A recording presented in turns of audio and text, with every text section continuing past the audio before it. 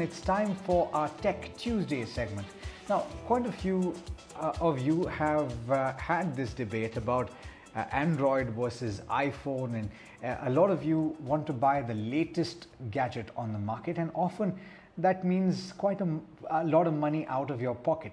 But on this particular conversation, we want to focus on the so-called affordable smartphones and those that are less than 30,000 rupees, the ones that are launched in 2022, because quite a few more of you would like to spend less than the others that choose to buy the latest gadgets, right? Dhruv Bhutani, who is the editor at Android Authority, is joining in. Dhruv, thanks so much for taking the time.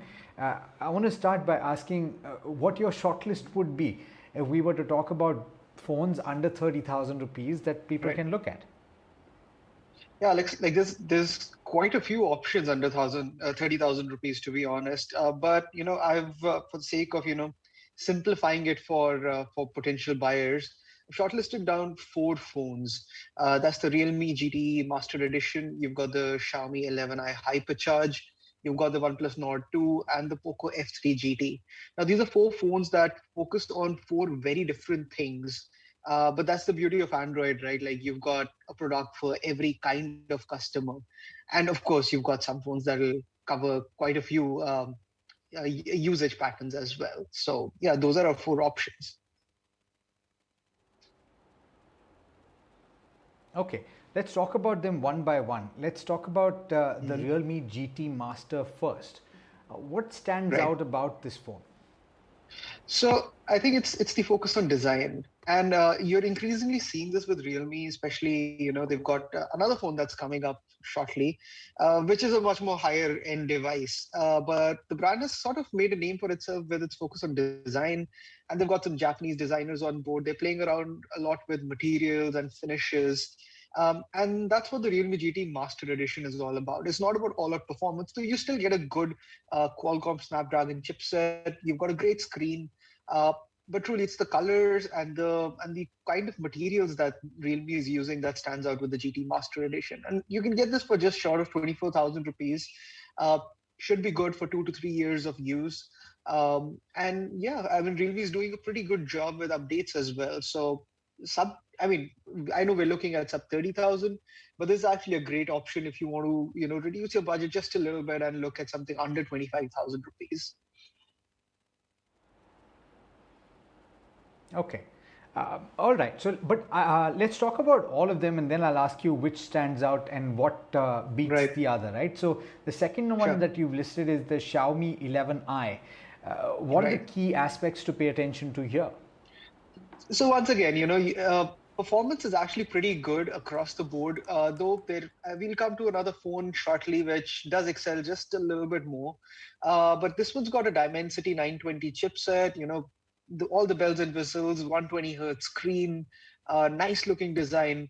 But the standout factor on the Mi 11i Hypercharge, and which is where it gets the Hypercharge name from, is that it's got incredibly fast 120 watt charging.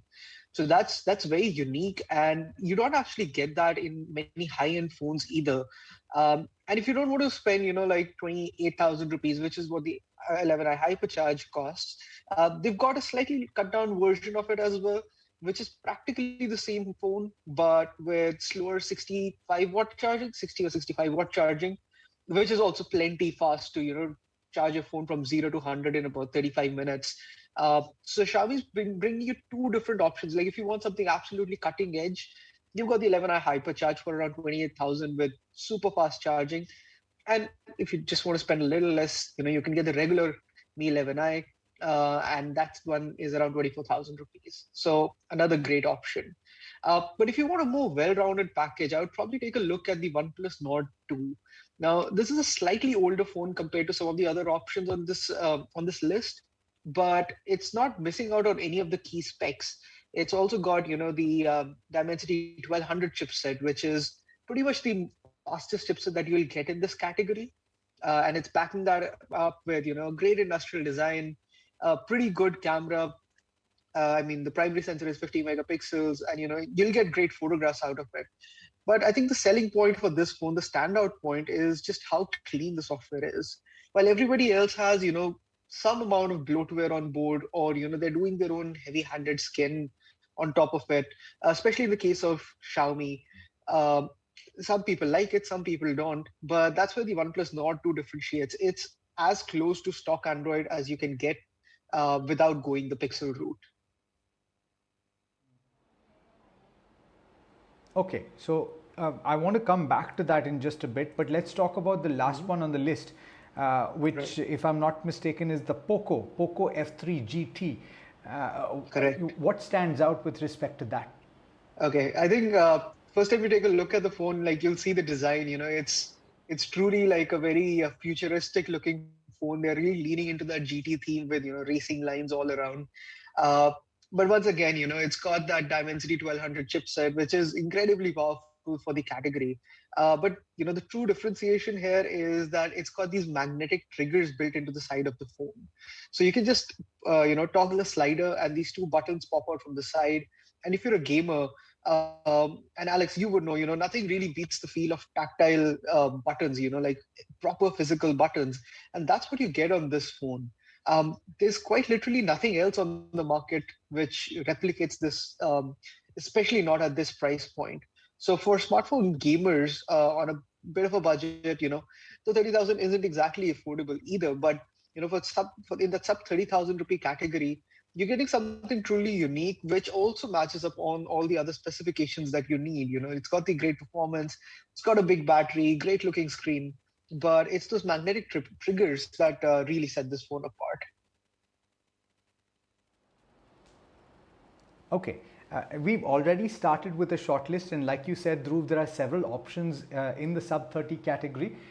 But I'm going to encourage you and push you to say which beats the rest out of this four.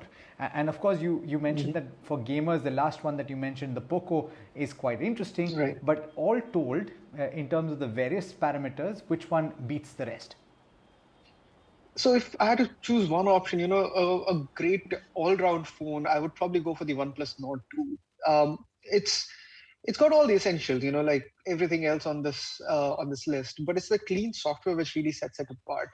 And OnePlus has been doing a pretty good job with software updates for quite some time now. It's really close to stock. There is no bloat on board. There are no ads on board. It's just a great user experience. So from that point of view, it's the OnePlus Nord 2 that I would opt for. Fantastic. Thank you so much, Dhruv. I'm sure that you've made it easier for a lot of people to make their I decision. sure hope As so. always, a pleasure speaking with you. Likewise. Thank you.